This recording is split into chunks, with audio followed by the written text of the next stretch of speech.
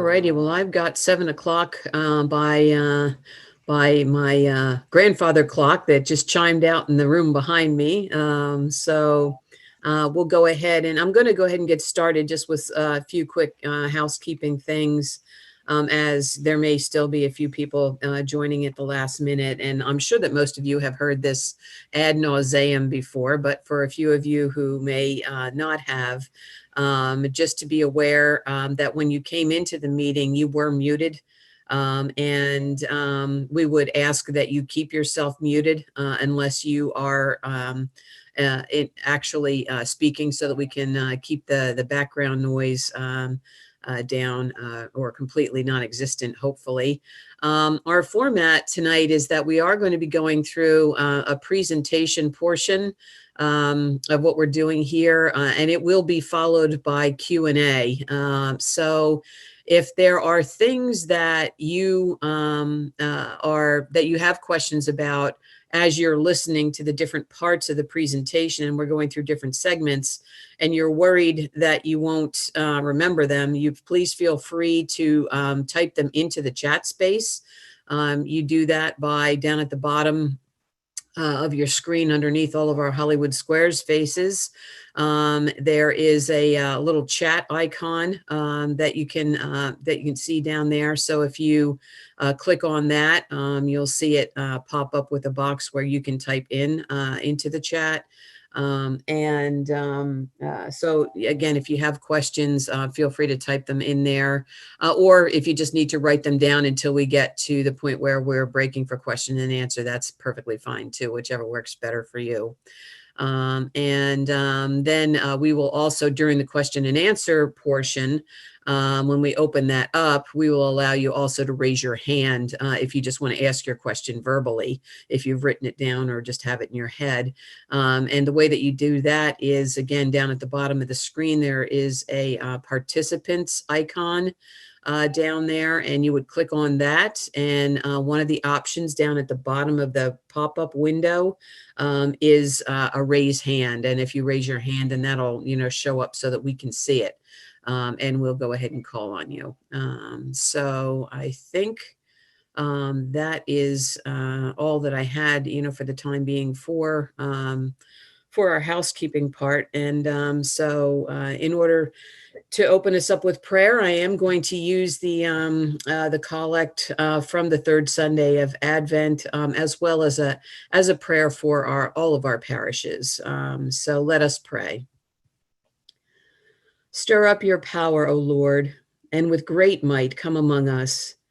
And because we are sorely hindered by our sins, let your bountiful grace and mercy speedily help and deliver us. Through Jesus Christ our Lord, to whom with you and the Holy Spirit be honor and glory now and forever. Amen. And now for our parish families. Almighty and ever-living God, ruler of all things in heaven and earth, hear our prayers for these parish families. Strengthen the faithful, arouse the careless, and restore the penitent. Grant us all things necessary for our common life, and bring us all to be of one heart and mind within your holy church. Through Jesus Christ our Lord. Amen. Well, again, welcome. I would like to introduce to you and also give thanks for our panelists tonight, our presenters. We have our Chancellor, Paul Ambos, with us, who's basically going to lead us through the conversation, partnered with Steve Welch, our Director of Communications, and Ann Noddy, our Office Manager and Convention Manager.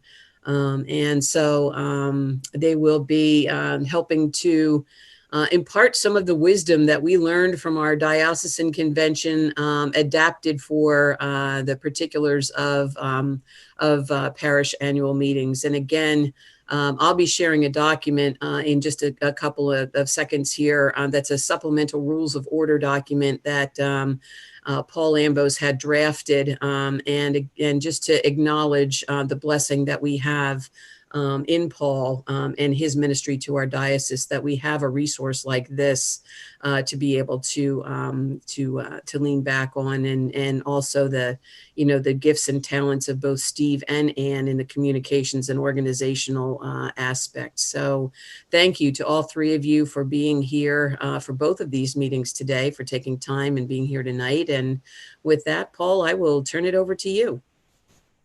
Well, as excuse me, as those of you who had been deputies or otherwise participating in the diocesan convention, you will have noticed that we had a virtual diocesan convention rather than one in person this year, and that took place last November 14th.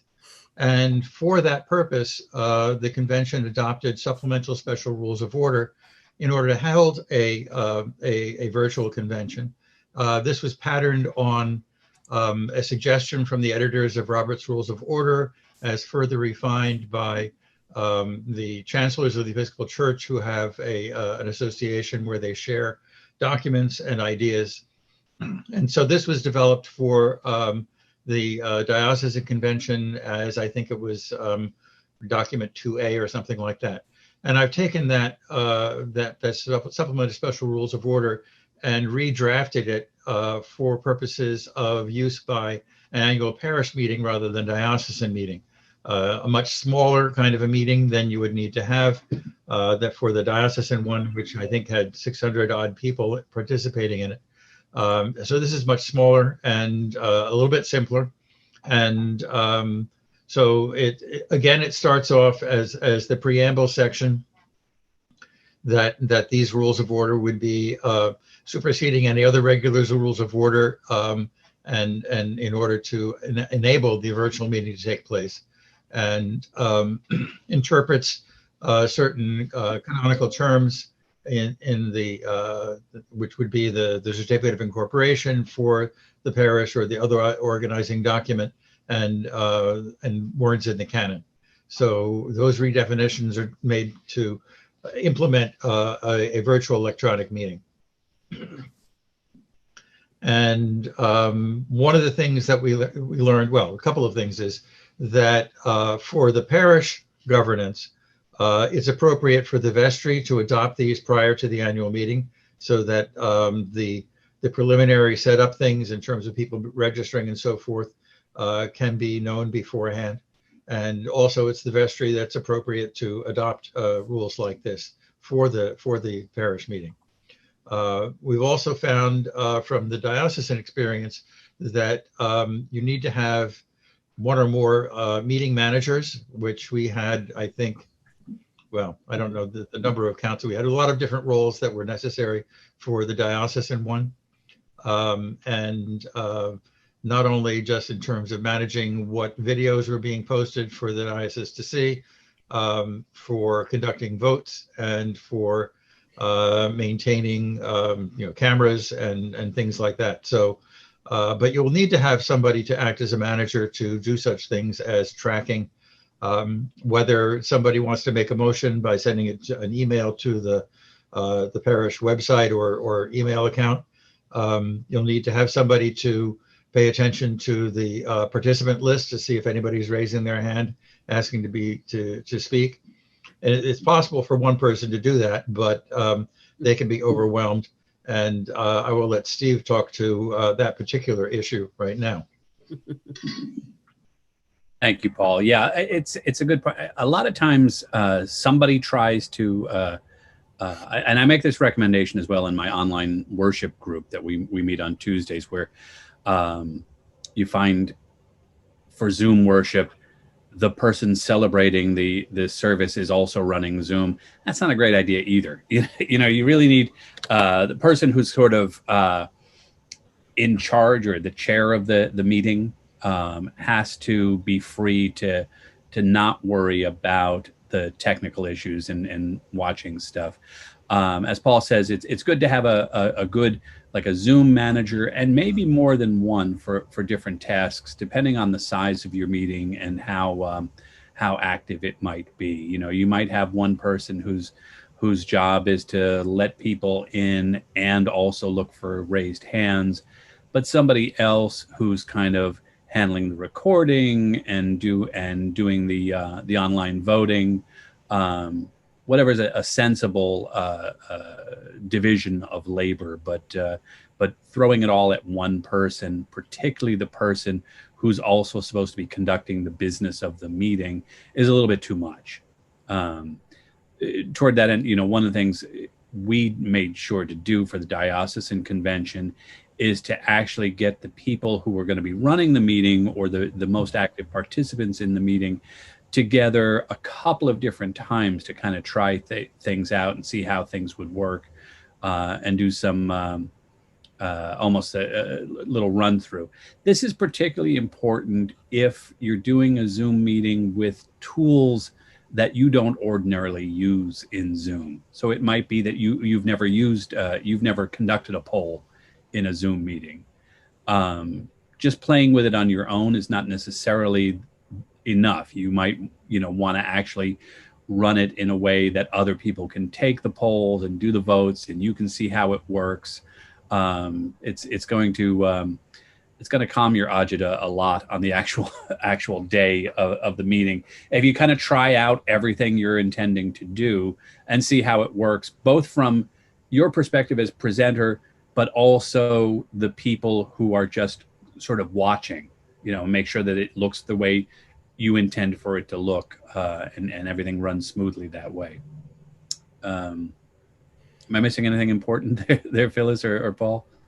I think it might be a good idea, at this point in time for us to, also hear from Anne, and have her talk to us a little bit about, the team that we had put together and some of the different roles that they played. So Anne, could you chime in on that one as well?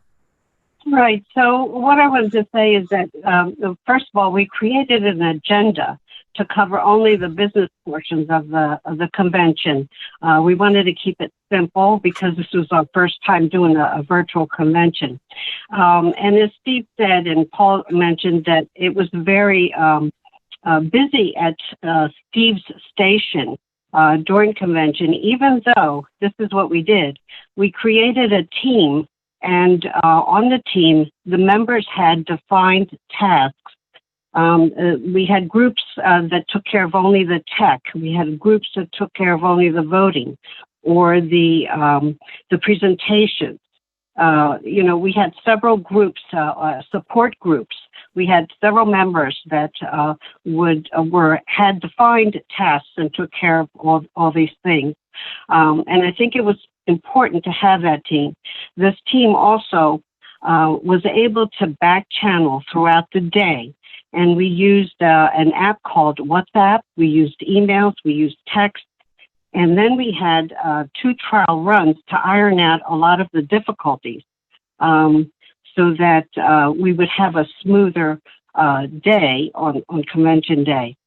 So I can say that the Zoom housekeeping rules that were communicated the week prior to the event and during the day's event, they proved to be very useful and helped the members understand what to expect during the meeting. So it's a lot of background and preliminary work, but all this put in place does help to have a smoother meeting the day of. Great, thank you. Okay, so Phyllis, if you could scroll down to the next section. Sure. So some things need to be set up beforehand. Now, the statute that normally applies to parishes say that you're supposed to have at least 10 days notice of any kind of parish meeting, including posting notices on the church door and announcing it during services for the 2 weeks prior to the meeting.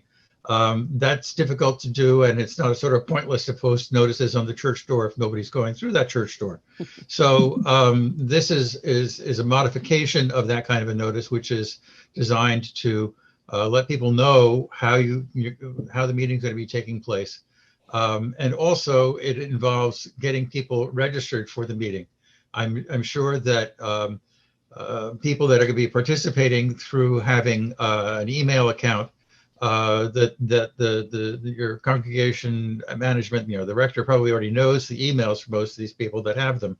But in order to be able to be entitled to vote at the meeting, you need to be given basically a credential to be able to sign into the Zoom meeting. And so that kind of procedure is written into the rules here under Part 2, Paragraph 2. And then also the clerk of the vestry should then be responsible for sending out login information for all the people who are entitled to vote at the meeting, so that they can sign in appropriately. I haven't.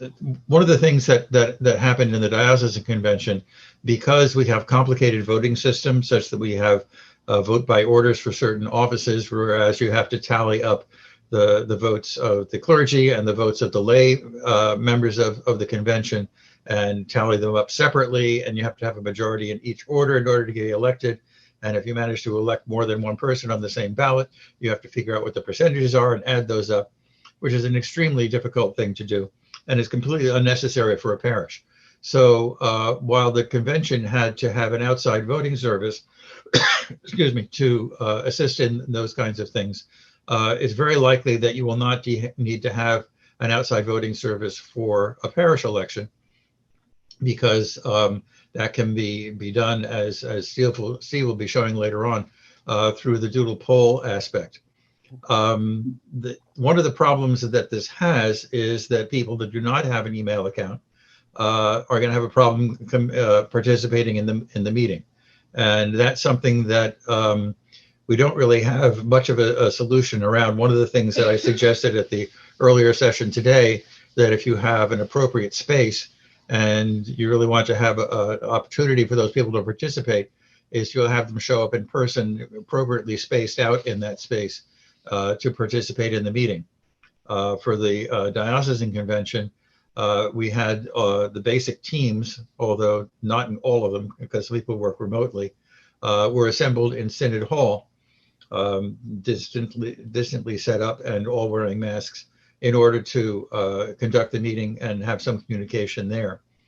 That can possibly be a solution for a parish meeting as well, but really it works best by people who can sign in on a Zoom meeting, and preferably not only have audio but also a video presence in the meeting, so that if they have something to say, somebody can see who it is who's saying that. So it's been demonstrated that you can participate in Zoom meetings by smartphones. You can have limited participation by a regular telephone, but ideally it's a computer kind of a thing, and that's what everybody is getting used to in this year of COVID. That a lot of things are happening by Zoom meetings, and people are getting more and more used to them. And so if we could, I'd also like to have Anne chime in on this one a little bit to talk about, some of the process that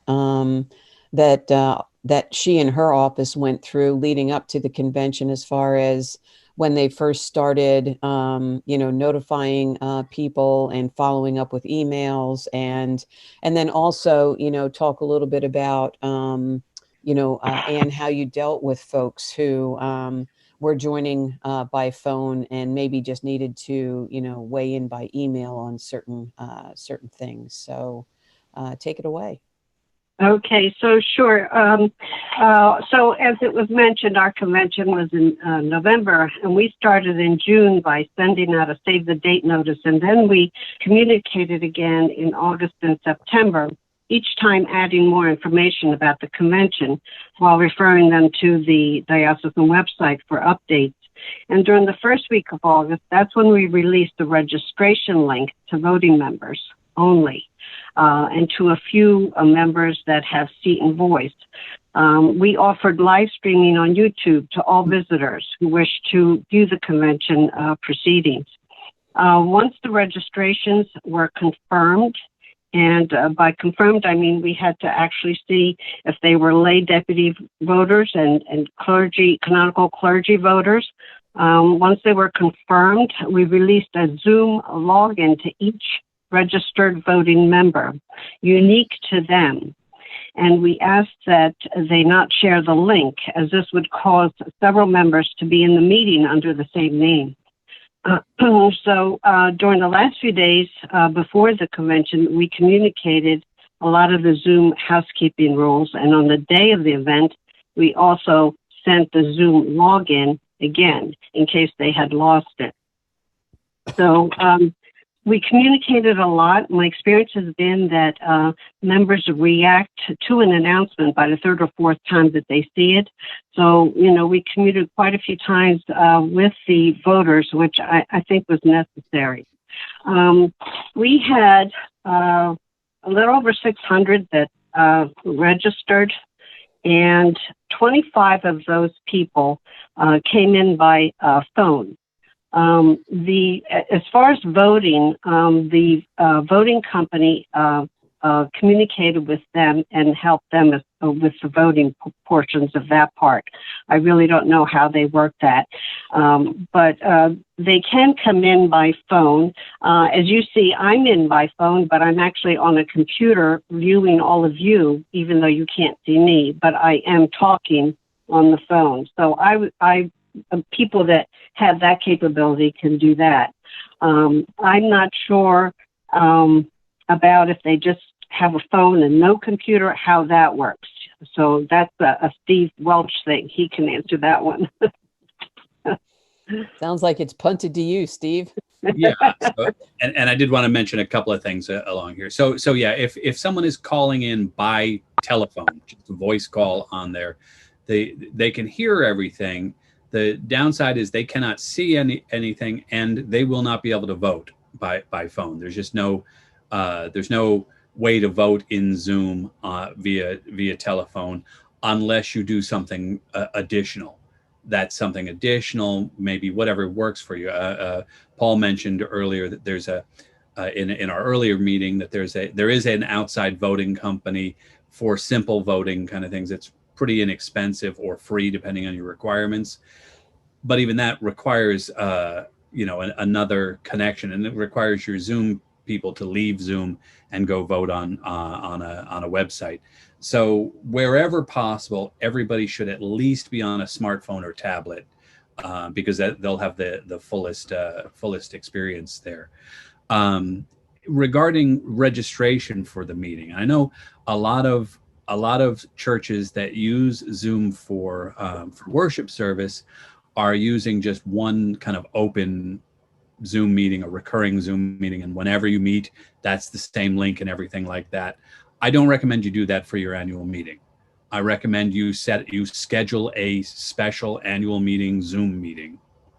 And if you choose to, if you're concerned about how non-voting members joining the meeting and voting when you don't want them to, there are all kinds of ways of handling that. But if you want only your voting members in your Zoom call, when you schedule the Zoom, you can set it up so that people can register, but their registration has to be approved by you. And so when they register, they don't immediately get the link. The Zoom manager has to go in and look at your list of registrants and click and say, this one's approved. And when they're approved, it sends them their unique link for the meeting. As Anne said, that link is unique and should not be shared from person to person because they come in with that link, it's going to be the same name. So if I share my link with you and you use it, when you join the meeting, you're going to be named Steve Welch. So having unique registration and unique links lets you control that a little bit. Zoom also lets you go in and look at your list of registrants, and on the day of the meeting, you can use Zoom to resend that same unique link to each person. So it's just, and if you're involved in a lot of Zoom meetings here at the diocese level, you know that I tend to send out those reminders the day of the meeting. Click the link, send it. It happens pretty quickly. I think I've jabbered enough there. We're not talking about voting yet. Well, I'll jabber more when we get there. Right. Well, and the other thing I just wanted to mention before we move off of here is that, again, kind of going back to the issue of if you have somebody who is joining by telephone, if, you know, if the issue with them joining Zoom is that that Zoom itself overwhelms them, but they are used to doing something like email. They have a computer or a tablet or, you know, whatever, and they can actually do email. Again, on your team of people that you have who are helping you conduct the annual meeting, you could designate someone with a specific email address, you know, that those folks, if they wanted to vote, they could send their vote to that email address, and then it could be counted in with the ones that are coming through, you know, on directly on Zoom. But, you know, outside of that, that's probably pretty much the only other way that we would have to allow someone who is joining by phone and not by smartphone to be able to participate in the voting process. So, And Phyllis, can I add one thing I forgot to mention mhm. Regarding registration and participation? If you're using Zoom for your voting, it's one Zoom connection, one vote. So if multiple people, say a husband and wife, are joining the Zoom meeting together, only one person's going to be able to vote, or only one vote is going to be counted. If they want their votes counted separately, then they need to connect to Zoom separately. One thing I've seen sometimes is somebody uses like a tablet to connect a second meeting, and they're not even using that. They turn off the camera, it's just over there, and they only use it when it's time to vote. And the two people are sitting in the same camera there. But if each person needs to vote, they need to have their own Zoom connection to do it. Great, thanks. All right, Paul, onward. Okay, just before we leave Steve alone to rest too much, a question came up in the chat from Henry Richards, who says the St. Andrews Lambertville does not have the robust Zoom account that the diocese has. For example, it does not appear that we have the capability of having a host and co-hosts. Is that capability necessary? Well, first of all, I thought that any paid level on Zoom gives you that. Yeah, Phyllis is giving me the thumbs up. So if you're using the free version of Zoom, then you have to get your meeting done in 40 minutes, and I'm not sure that. And it's only $20 a month is what we're talking about here, to have at least one Zoom account now. Well, and so the other people in the meeting may not automatically be co-hosts, but the host can make other people co-host during the meeting. So those people don't have to be named on the Zoom account. Let's see who's co-host in this meeting right now. Well, I'm co-host, but I can, for instance, actually no, because I'm not the host. I can't make other co-hosts, but I can. But Phyllis can, just by clicking on their name in the list of participants. Yeah, Henry is now co-host of the meeting. You just click on their name and you see the more button comes up next to their name. For the host, one of the choices on that drop down is make co-host. Mm-hmm. And so the co-host has many, but not all of the rights of the host. I would also say if you're the host and you make somebody else the host, you lose all privileges. And you're still in the meeting, but you're not a host anymore. You're not a co-host anymore. And you can do that sometimes. You can pass the actual hosting to somebody else. I would recommend that person then makes you a co-host in return, so that you have access to things. And just because I know Henry so well, I just withdrew that permission. So. Yeah, so he doesn't start messing with us all. Start kicking people out of the meeting. There you go.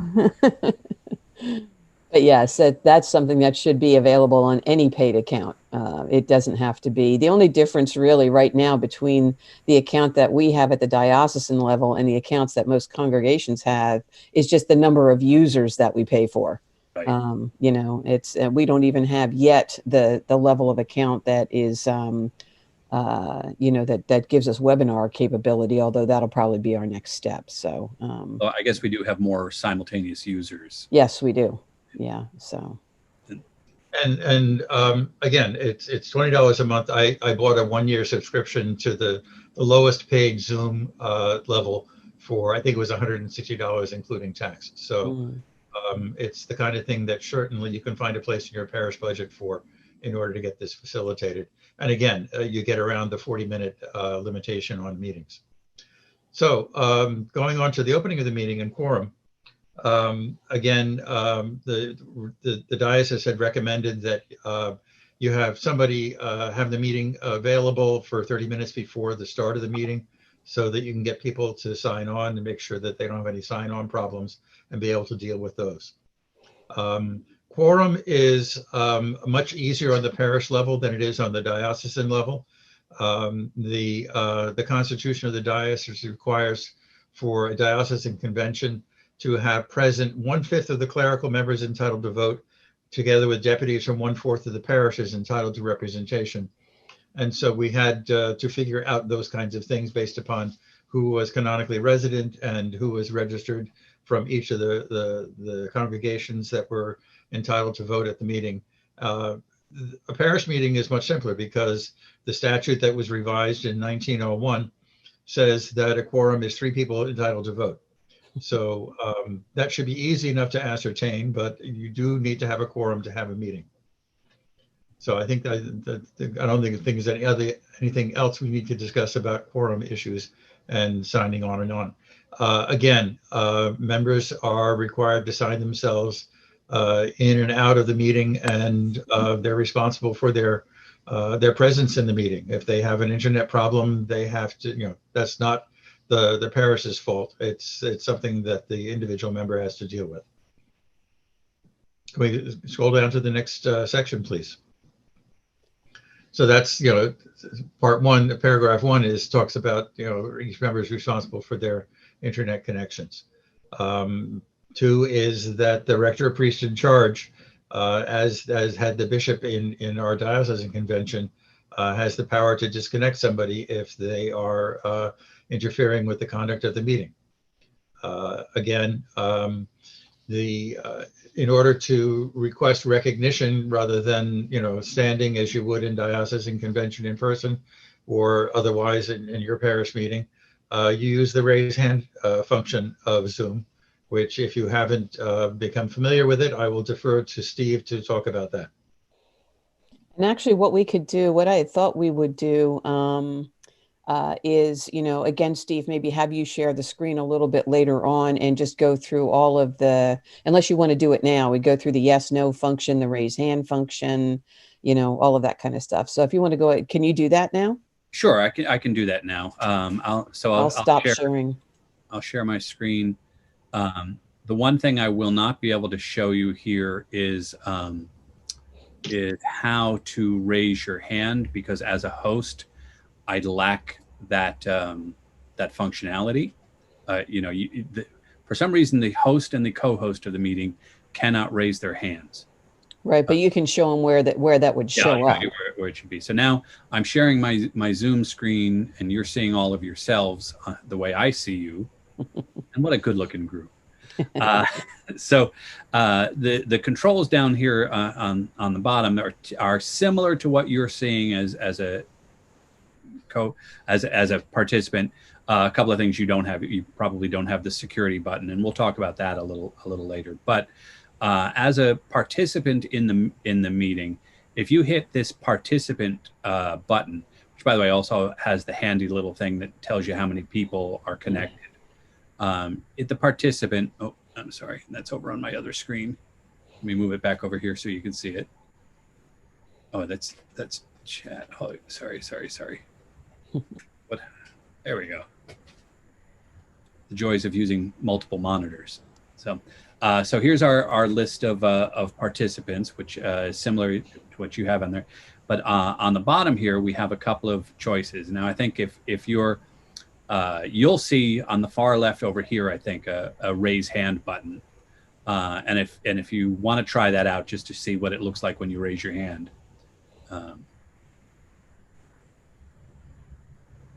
Okay, so I see a couple of hands going up, and we see your hands show up here, and the raised hands go in the order in which they were raised. So Jonathan raised his hand first, then James. So like if you're calling on somebody to be recognized, you know what order people said, hey, I want to talk. So you can call on them. If you have turned off their ability to unmute themselves, you use this this button right here to ask them to unmute, and you lower their hand when you call on them. So ask to unmute, and then lower their hand. This is also, by the way, where we're talking about where you would be able to. Well, no, I still can't add anybody as co-host, but that's where it would be. So I lower your hand. Another thing that's here, you see there's Dan, is this clear all button. So you can clear, like at the same time, you can clear everybody's hand or other responses. So if you're, for instance, you're asking a yes, no question for voting in the meeting, you can use this. Just say, okay, if you're all in favor, say yes, all opposed, say no. So you vote there, and you see a little check mark. Phyllis voted yes, I voted yes. And that's an eyeball thing. You're not going to get the statistics, but you can take a quick look through and see how many yeses, how many nos, and when you're done, you just hit clear all. That's useful for those things that are usually just kind of by acclamation. You know, and it does show down in that bottom section right above the yes, no icons, the number of votes. Oh, yes, it does. Of that there are. So you can get an idea if it's close. You know, usually it's kind of overwhelming, but if it's close, then you can see exactly how many people. And if it does get really, you know, that close that you want to be very sure and you want to have a record of how people voted, then you go to the polling function, which Steve will go over in a little bit. Yeah. While we're sharing my screen here, Phyllis, do you want to also look at the security features? Sure. Yeah, let's go ahead and do that. So if you want to just, go down and show what the security features are. So there, you can see here the different ways that you have to actually be able to safeguard your meeting. You can go ahead and actually lock the meeting. What locking the meeting does is prevent anyone from joining it after you lock it. So I very rarely do that. More often than not, what I'll do is enable the waiting room function, which you can see by the little check mark that's next to it that I have done. So typically what I would do is, wait until like a meeting like this, as all of you were joining very early on, I just let you guys join. But then when we got to the point where the meeting was actually starting, and I have less and less capacity as a host to be able to monitor who's coming in and out of the meeting, I enable the waiting room, which basically means that anybody wanting to join after I do that, there's a little notification that pops up on my screen that says, Paul Ambos is in the waiting room. And so then I can admit him, or I can communicate with him to say, I don't know you, who are you? And wait till I get a satisfactory response back before I admit them in. So this is a way of being able to manage who's coming in and out of your meeting in such a way that you have control over that. And those people who are in your waiting room actually also, you'll get a notice up at the top of the screen here that someone has entered the waiting room, but a whole list of everybody who's in the waiting room comes up here at the top of your participants. Right. And then you would have an option to admit everybody. So and this is very often what, what folks will do with a meeting like an annual meeting, or like we did our Episcopal Community Services Summit on Building the Beloved Community on Saturday, because we had a team of us, again, who were responsible for the operation of that meeting. We hopped on about 15 minutes early. And so, and I enabled the waiting room so that everybody else who was coming in was sitting in the waiting room, and I was only admitting the people from our team so that we could, do whatever last minute housekeeping stuff we had to do with each other. And then I could go to the whole list of everybody who was in the waiting room and just admit them all at once, as long as I knew everybody, was okay. And then I just would admit them one by one after I did the bulk admittance. So that's one good way to be able to control who's coming in and out of your meeting. And then in the section underneath where it says, you can allow or not allow participants to share their screen. And so again, you can see that is not checked here. So that what that means is that only a host or a co-host can share their screen.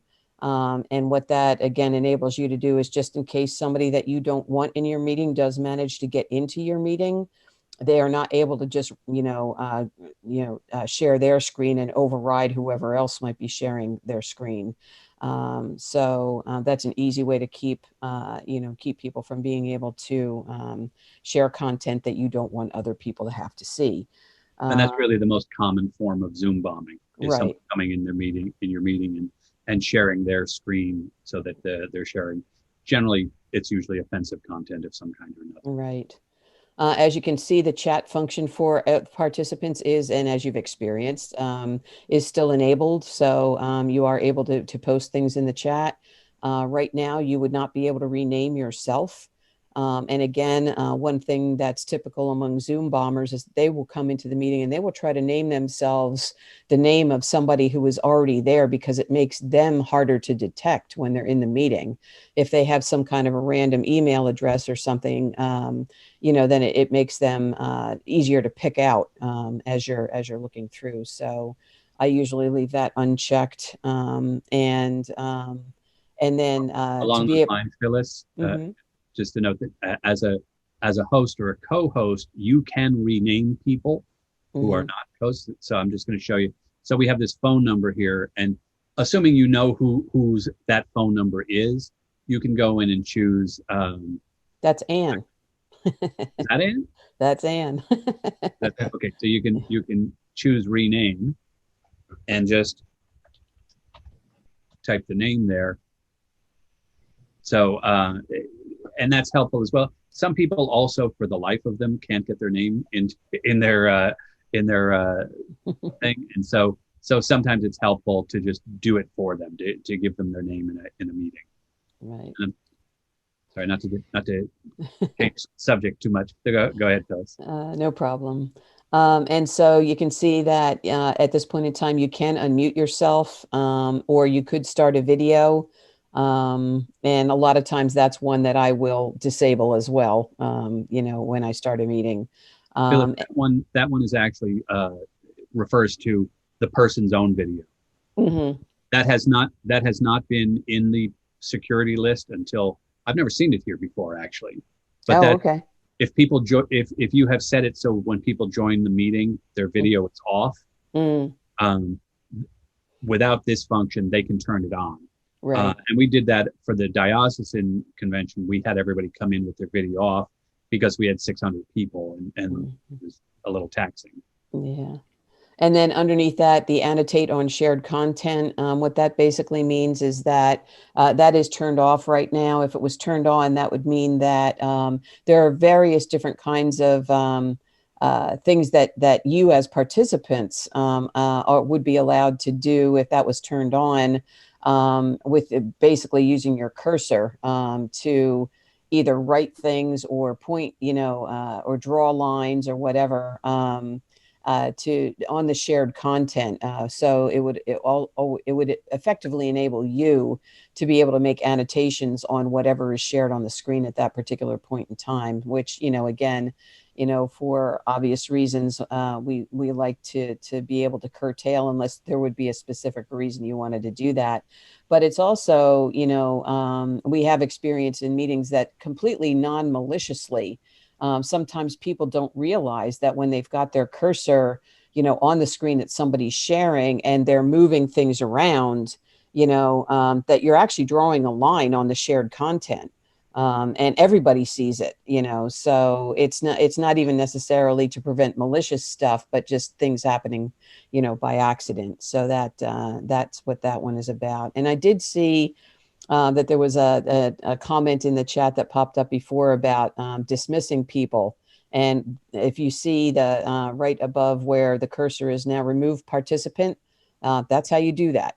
And you can do that. I believe you can also do it just from, it's one of the options if you hover over someone's picture, on the, on the screen, there's, as a host anyway. I can't do it right now because you're all sort of behind Steve's screen share, but I when up on the you, screen, Phyllis. what's that? I have it up on the screen now. Right. Well, that's on the participants list. I'm Oh, you're talking talking about about literally on their picture, okay. you know, on their Hollywood squares. Yeah. And see, so you can, these are all the things as a host that you can do for a particular participant by hovering over their little square. And one of them is to remove them. And when you, as a host, remove someone, that person cannot come back into the meeting with the same device that you just kicked out. So if they wanted, again, if you've got somebody who's like a Zoom bomber and doing something malicious, you know, they would literally have, they can't just re-enter the meeting and try to do it again. And not from the same device anyway. They'd have to do it, you know, try to do it from a different device. And then if you've got your, you know, waiting room enabled, you'll see them when they try again. So that's basically it on the security features that are available for you. And, you know, a little bit later on, again, we'll have Steve kind of go through when he's doing how we set up polls. You'll see that there are certain things in actually setting up the Zoom meeting that you can enable even right from the very beginning when you, you know, when you set the meeting up. I And think that's all. Phyllis, I'll say one thing about this new feature, that the one that's in red at the bottom there, Right. participant activities. Mm-hmm. That's new, but it essentially it's almost the nuclear option. It does everything short of end the meeting. It stops all chat. It stops all breakout rooms. It turns off everybody's video. It turns off the audio. It kind of stops everything. Gives you a chance to kind of freeze things where they are, so that if somebody's acting out in the meeting, you can take a moment, stop everything and then remove that person. That's brand new. Just sorry, Phyllis. No, that's okay. Thanks. That's all I had. So if we want to, move back to the meeting conduct and move onwards. Let me go back to sharing my screen. All righty. Okay, so we were talking about using the raise hand function to get assigned the floor, and we can use that for other. The section 4 is how to submit motions in writing. If you recall, for this is going to be modified for the parish, the revised parish special rules, because this is basically taken from what the diocesan one had, where we had a lot more different people. We needed to identify somebody as a voting member in order to be able to have them have a motion. What we had provided for was you should, if you had a motion to make for example, we had a canonical amendment and people wanted to further amend that proposed amendment. And so they send an email to info@dioceseofnj.org, and that got transmitted to somebody who reformatted it to be posted shared on the screen, and so everybody could see exactly what it was that the amendment was being proposed. And so you could theoretically have the member put it on their own screen and then share a screen, but I think it's better for purposes of controlling the meeting is that the clerk or whoever your manager is would be able to have that ability, rather than just any member of the parish to be able to take over the screen. Yep, I would agree, which would, based on what we were talking about before, mean that you would need to make sure that your clerk or whoever's doing that is a co-host so they can share their screen. That's correct. And so that way you can, since you can't state, stand up in an in-person meeting and state a motion to be made, you have to do it electronically, and email is the best way to be able to have that and to be able to put that into a form that you can display on the screen for everybody in the meeting to see. And so there'll be a revision to that in the next day, based upon discussions that we had at the earlier meeting. Likewise, number 5 is going to be changed, because this actually changed from this draft for the diocesan convention, that we changed, instead of using Zoom chat, to change that to the raise hand function. because otherwise the chat ended up getting very much clogged with miscellaneous things. So and it's easy enough to, the chair calls for a motion to adjourn or something like that. It's easier to have the participants raise a hand and you say, okay, the motion is made. Is there a second? Somebody clear it to raise your hand again, and the motion is seconded, and you can go on with the procedure.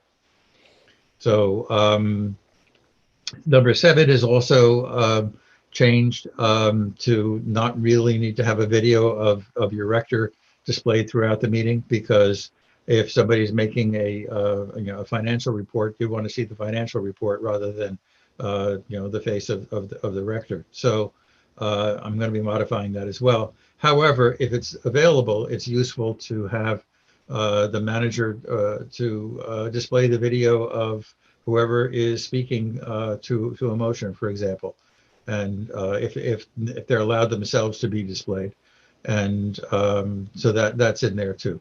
I mean, the whole purpose of the rules is to allow for transparency and for participation, and so anything to make sure that everybody can hear what's going on and find out and follow what's going on in the meeting is doing it through the focus of the electronic participation. The next thing the next section is on nominations from the floor. And for the diocesan purposes, we had a voting company, as I mentioned before, that prepared the ballots. And in order to have that go smoothly, we had an input and requirement for the diocese, and it may be useful for the parish as well, to have a sort of pre-submission of floor nomination. Most parishes have a nominating committee that will come up with a slate, and they'll publicize that, at least a couple of weeks before the meeting date, so that you can see who's running for what offices. But usually it's traditional to allow for nominations from the floor. And so we had a 1 week window to have people pre-register that they're going to be nominating somebody from the floor. It's also standard that if a nomination is made from the floor, that happens during the meeting, and the person nominating has to confirm that they're willing to serve if elected. And so those requirements are put into this as well. And finally, number 2 under section 5 is votes be taken by the Zoom polling feature. Now, Steve will talk about that, but there may be circumstances which in your meeting, you may want to have the balloting done by something other than Zoom polling feature because of certain limitations. For example, if you're supposed to vote for 3 people for vestry, and there are 5 candidates, Zoom will either restrict you to voting for one person or for voting for more than one person. And there's no way that Zoom's going to stop somebody from voting for 5 people if that's what they want to do, even though that's illegal. So depending upon how contentious your meeting is likely to be and how many candidates you're likely to have, you may want to go to an outside voting company. I will put into the chat the name of one which is not the one that the diocese used, because they're fairly pricey, but they were able to deal with voting by orders, which this other one I'm about to put in is not able to do. But it does have standard features that could be useful for any parish meeting. And I will let Steve talk about Zoom polling while I put that into the chat.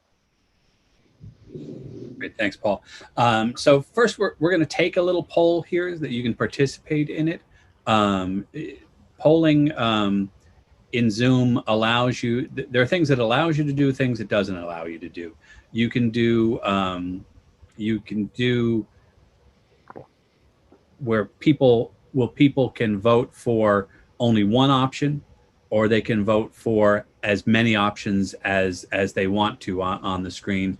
And you see in real time what those votes are and how they come out. So let's try. I'm going to put up a poll right now, and I think that there are 3 questions in this poll. This is actually just a poll that was done for the financial resourcing meeting. So yeah, there are 3 here. So I'm going to launch the poll now, and I would just ask you to randomly vote for whatever options you want in each of the 3 questions, and then click submit.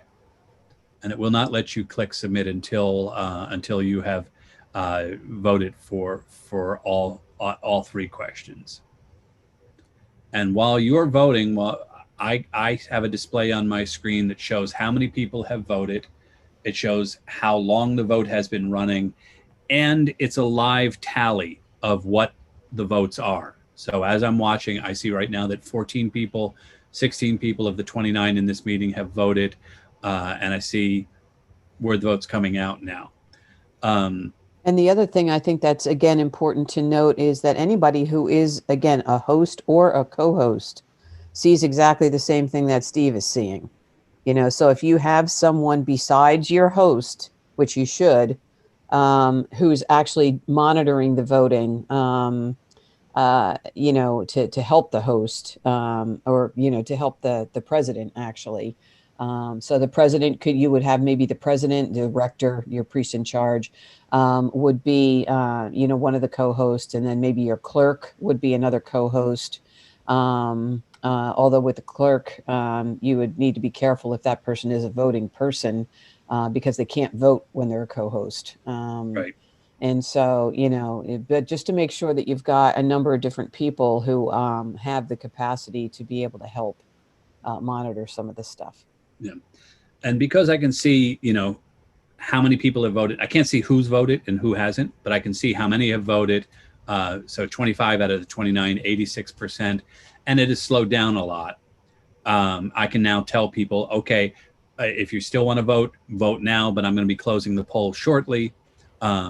And then I have an end poll button on my screen. When I click that, it shows me the results on the screen. You don't see it yet. It shows me that 25 people voted, and I can see the results. You make sure that everything looks normal, like there's nothing weird that happened. And then when that's done, I can share the results. And when I share the results, that's when it pops up on your screen. And you can see pretty clearly where the preponderance of votes are on each question. And I think these were all, Phyllis, do you happen to know, these were all set up, you could only vote for one option, right? Yes, they were. So the polling is set up, it happens in the, and I'm going to stop sharing now so it goes away. We'll take a look at how to do a poll, how to set it up. But you do that in the meeting scheduling form. And Phyllis, I'm going to take screen sharing here. Sure. Oops. Yeah. This will stop at another.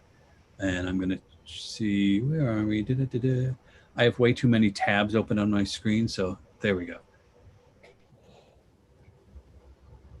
Okay. So now you're seeing Manage Financial Resource Focus Group, right? Yes. Mm-hmm. Okay. So if you've scheduled Zoom meetings before, you're familiar with what this looks like. This is, we're going in to kind of edit the meeting. When you scroll down to the bottom of this screen, these are actually tabs for each part of the meeting. So if we go first, like on registration, shows you how many people have registered for the meeting. If you click the view, you see the list of people. We talked earlier about approving registrations. This is where you would do that. If you click view here, you're going to see everybody who's requested to register for the meeting, and you can click through and approve them or reject them, and they'll get an email each time. Also, that's where you can send out a reminder email at the end. When you click that up, and I don't want to click it because I don't know that the people who have registered want everybody to see their email addresses, but you click it, it comes up with a list of names and email addresses, and you can use that in groups of like 8 to send out, to resend the registration email. So you can do that on the day of the meeting so that people get that link at the top of their inbox every day. Email settings is a place where you can actually craft an email. This stuff is standard, what the schedule is, and you can just, but you can type a specific message there and the subject line. That's useful sometimes. Branding you don't care about, you could put your parish logo on there. But what we're interested in hearing is poll. And you see, so this is the poll that you already voted on, poll 1, virtual auditing. And if I click edit here, where'd it go? clicked edit. Where did it go? Poll. Oh, because it's ended. Oh, right, because, yeah. Yeah, because we've already done it, and I hadn't refreshed the screen. But you can change it there. But we're going to add a new poll here, and you can do this during the meeting. I recommend you set up as much of this before the meeting as possible, so that you don't have to go and do this in the middle of the meeting. But say, for instance, you've put up a list of candidates. You've put a poll for your list of candidates, and you get a nomination from the floor, and you want to add somebody. You can come in and edit the poll before you have launched it. In this case, I'm going to add a poll, and you give it a title. We're going to call it voting test. Type the question. Vote for 3 of the following candidates. Okay. And we say, oh, and we got to make sure if that's the case, we want to make it not single choice, but multiple choice. So Steve, Phyllis, Paul, and Henry. We'll pick on Henry again. Okay. So we've done that. And if we wanted to add additional questions that would all be launched at the same time, you do that here. You click add a question, and it brings up this same thing again. But if you do it as an individual poll, it's just one question at a time. A lot depends on how you want to do it exactly. So now that I hit save here, okay, I'm going to change my share here to go back to sharing Zoom, so you can see that. So let me change my share to be desktop 1. For some reason, you're going to see the syllabus to a class I'm taking, but that's, oh no, we went back there. Okay, so now you're seeing the Zoom meeting here. And when I want to launch the poll, I come down to this polling button down here. And again, a host or a co-host can do that. So I click polling. So it's going to show me this is the last poll we did. But now that we have more than one poll, this becomes a drop-down menu. And so the one we just added, voting test, is right here. We click that. So I'm still seeing it. You're not seeing it yet because I haven't launched it. I get to take a look at it and make sure it's how I want it to be. And then when I launch it, now's when it appears on your screen. And you can also see what I'm seeing, what the host and co-host see. It's a live view as you go in and go ahead and start to vote. You see, so we have the timer here that shows how long it's been open. This shows how many people have voted out of the number of people and a percentage. And then there's the live tally of how the vote goes as people add votes. You can leave this open as long as you need it to be open. On some votes, it may be more complicated and you need to leave it open for a while. I think technically you're supposed to leave candidate votes are supposed to be open for 30 minutes. Is that right, Paul? And yeah, again, this 1901 statute says that for Episcopal parish meetings, the polls, once they're open or declared open, are supposed to remain open for 30 minutes. Something which is perhaps honored in the breach by most congregations in the diocese. But that's what the statute says. And if you can work your meeting around that, you can say, okay, voting is open, and you have not just one office to be voted on, because you'll have wardens, you'll have members of the vestry or mission committee, you'll have deputies and alternates to diocesan convention, you'll have delegates to your local convocation, and you may have other things that you might vote for, which are particular to your parish. And you'd have that on one poll. And so it will take a while for people to get through it anyway. But you can leave that open and conduct other business for your meeting and come back in 30 minutes and then announce the results. That's correct. Screen shares will continue. Anybody can talk during it. It just as the host, you need to leave this window open. But for instance, I have 2 monitors here. I can just move that over to my other monitor. It's out of the way. I don't have to look at it. But when we're ready, we say, we've got 17 of 27. But you also see nobody new is voting. It's not moving. So you can tell people, all right, we're going to be closing voting now. Your last chance to get a vote in. Once you click this end poll button, That's it. Nobody can vote anymore. Click, and you see that I get a preview here of what the results are. 17 have voted, and Henry loses because we voted for 3 out of 4. So I can get ready to, before Henry sees that he has lost, I can get ready. Oh, Henry's feelings are going to be hurt. I can say something nice about Henry before I then share the results. If something goes wrong, like maybe people didn't understand the instructions, or maybe you're doing just a simple yay nay vote and you need to reuse this poll, you can click relaunch. That will wipe out all the results that you've already gotten. So, but if something goes wrong, people start piping in, oh, I didn't understand, I was supposed to only vote for 3, I voted for 4, I did that too. You can say, okay, well, that was practice, we'll redo it and relaunch it, and people can vote again. But now I'm just going to share the results, and you're just going to see what I see here. So when I share results, it comes up. Leave it up long enough for people to absorb the impact, for Henry to bask in his shame, and then stop sharing. Now stop sharing, it still comes up here, I can see, because then I may be going immediately, if I had a poll 3, I could go down to poll 3 and launch that, or whatever, but then I can just close that when I'm ready. One other down or one limitation of Zoom polling. We already said you can't keep people from voting for more options than they're allowed to if they can vote for multiples. There's also no ability to write in anything. It has to be something you've presented on the screen. There's no free form option.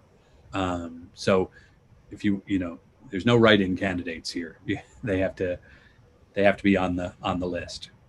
But that's Zoom polling in a nutshell here. Do we want to take questions on that, Phyllis? Yeah, I think at this point in time, we can pretty much, I guess the first thing I would just do is just check in with Anne to make sure. Anne, is there anything that you know of that we've missed? No, I think you covered it all. Okie doke, great. Anything that you wanted to cover is there. Yeah. I'm sorry, say that again? Everything that you wanted to cover, I think we did. Okay. All righty then. I think at this point we could pretty much open it up to anybody who has questions of any nature. I'm not seeing anything in the chat that we haven't already dealt with. So if there are any more questions, you could either, again, type them in the chat, or if you want to just raise your hand, we can handle them that way too. Just to follow up, I did put in the chat the website for OpaVote, and they are really cheap. If you have a maximum of 25 voters or 10 candidates to be voted on, they're free. For $10, you can get up to 125 voters and 20 candidates, and the prices are very reasonable, and they will not be able to give you any support during your meeting. But you can deal with them to set up things beforehand, and they are very interested in their product, and are very happy to assist people before the meetings. And so then, Paul, they would be able to handle some of those situations where if you had 4 people running for 3 slots, that they would be able to give you better control, I guess, over only allowing people to choose 3 out of the 4. Is that correct? Exactly. And they also have things like ranked order voting facilities for, I think, probably about 7 different systems of ranked voting, so that you don't have to go through multiple ballots if that's what is authorized by your bylaws. Most parishes don't do that, but perhaps that if you have a situation where you have multiple ballots and you want to get rid of the time that it takes to do that, you can incorporate that, and they are quite capable of handling that very well. And you go to their website, they explain what the different systems are and how they can help you with that. Great. So the first question I did see pop up was in the chat. Will we get a copy of this? And yes, the answer is yes. We will be posting this on the website. We are also going to make sure that it gets sent When I say it, I mean the supplemental rules as soon as Paul is done with his edits from today, as well as links to the recording of the meeting so that you would be able to go back through this if you would like to. And that will be posted on, I think most of you are probably familiar with the COVID-19 section of our website right now. So we will be posting it there in a place that's very conspicuous. So you'll be able to access it. And we will also be sending it by direct e-blast to wardens, vestries, parochial clergy, finance folks. And so we can get it pretty widely spread out there. So you'll have a copy not only of the rules of order, but also access to, to review the meeting conversation if you'd like to. And then I see that Dave Snyder has his hand up. So why don't you go ahead, Dave? Yeah, I was just wondering if Steve Welch didn't have anything to do on the 24th of January, if he'd be willing to come to Pittman and help us with our meeting. I do take donations, and but of course, anybody who needs some consultation on it, if you have questions and the like, that's what I'm here for. I'm happy to help anybody who has questions going forward, and we can do other sessions. I can hop on a Zoom with you. We can make it happen. And actually, I think that's a really good point in that, any of us, with enough notice and schedules permitting, would be happy to join with your team once you get your team assembled, to handle your annual meeting. If there are questions that you have, about, and when it comes to things like Zoom hosting, I think either Steve or I could probably help you with that. Or if you have other questions about registration or whatever, just, contact us and let us know. And if we need to, sit in with your team and get everybody more comfortable with what's going on, we're happy to do that, again, schedules permitting. So, and then I saw that Mary Testori had her hand up. Mary, go ahead. You need to unmute yourself. Okay, can you hear me now? Yes. Okay. We have quite a few people that don't have access to a computer. Can we not do mail-in ballots? I mean, I don't know how we would handle that. And I'm thinking other churches are going to be in the same boat. Massive fraud. That's not fraud. So, Paul, what are your thoughts on that? Well, the statute requires, and also the canons require that voting should be by ballot. I see that there's a question from Henry as to whether you could do it by verbal acclamation. In my own parish, we have the parish bylaws say that if you have uncontested offices, you can accept a motion to have a unanimous ballot cast by the clerk of the meeting. But other than that, unless you have a rule to that effect authorizing that, Roberts doesn't say that you can do that. You have to have an actual ballot filled out. In terms of if you have a slate that you have arranged before the meeting, and people could fill that out and mail it in, and you have some way of controlling when mail comes in to make sure that this is from somebody who's eligible to vote. I don't see any reason why you cannot use that as part of your process, but I think it's something that you should probably incorporate into the rules that are governing the meeting so that everybody knows what the ground rules are. If that's the way that your parish is going to have to proceed, then that certainly something can be an option, provided you have reasonable controls on it to make sure that there isn't any fraud, which you're not likely to find in a parish meeting anyway. But people want to be comfortable that that their vote is taken care of. There's going to be a risk of losing anonymity by doing this, unless you have a double envelope system, the way they do for state and federal elections. But again, that's a judgment call for your own congregation. If people want to make sure that they have an anonymous ballot, maybe the best way is for them to find a computer or a friend with a computer to borrow and sign on to the meeting and vote anonymously there. Okay, thank you. And I did have another question that came to me in the chat regarding, again, the issue of participants who are co-hosts and how that may conflict with their voting. So my suggestion there would be that if you have, folks who you need to make co-hosts so that they can manage the meeting, you can also, as I did earlier with poor Henry, who we've been picking on all night long. I made him a co-host and then I withdrew that permission. And so once you get to the point where you're ready to, for example, launch your poll, which is taking your vote, you can, whoever's doing the hosting, and they would need to be aware that they need to do this.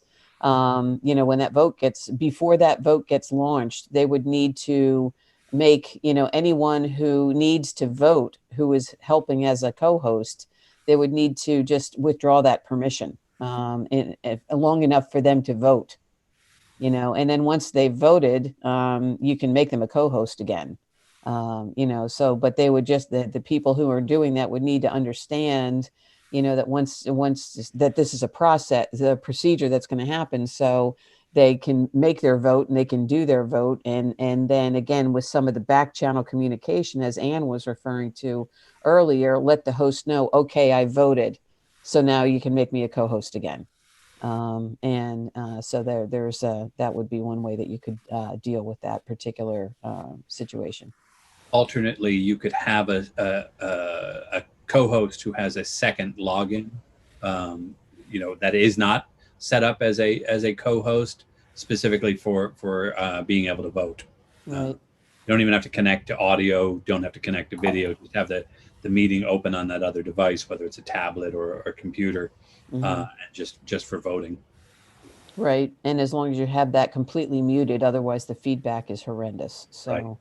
And that might be a situation, again, we've been talking about co-hosts here. That may be a situation with your host as well. And in that case, you don't want to have to that host to have to, once that host gives up being host, then they can't get it back. So if you've got someone who's a host who's also a voting member, that would definitely be the situation that you would need to have that person do in order to make sure that they can vote.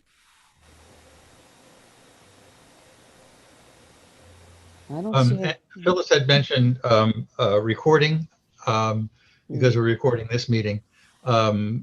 For the diocesan convention, we did a live stream to YouTube. We also recorded it. You can record Zoom meetings through Zoom, either on a local computer or you can do it through the Zoom cloud. That there is, however, a size limitation as to what you can record on the Zoom cloud. And I don't know what I think it's, what is it, a gigabyte? I'm not sure what it translates to in terms of time. It's a gigabyte per account. And typically, depending on meeting parameters, you're probably going through about 300 megabytes an hour. So. Oh. And the one other thing that Anne touched on earlier is that she mentioned about the fact that when we did the registration, the way that we did it, and we sent, we used some of what Steve was showing you on the screen about, how you can communicate by email to people who have registered. We use that registration function to be able to send the URL links to each person who registered. And that was all geared at making sure that the people who were participating by Zoom were actually all people who had seat, voice, and vote.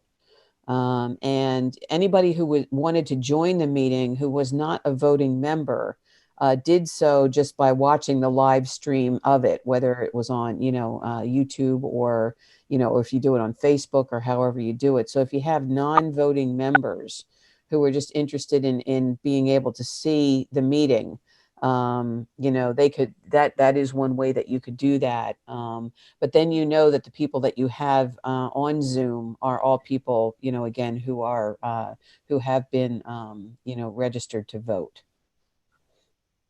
Zoom streams very easily out of, you can choose either to go to YouTube or to Facebook, just automatically. And there's a video on how to do that, starring somebody familiar to you, on the Diocese YouTube channel, which I am sure all of you subscribe to, the Diocese YouTube channel. All righty. Do we have any other questions? I'm not seeing any in the chat, but if anybody's got any, please feel free to speak now or hold your peace until we talk to you, until you ask us again in a different venue.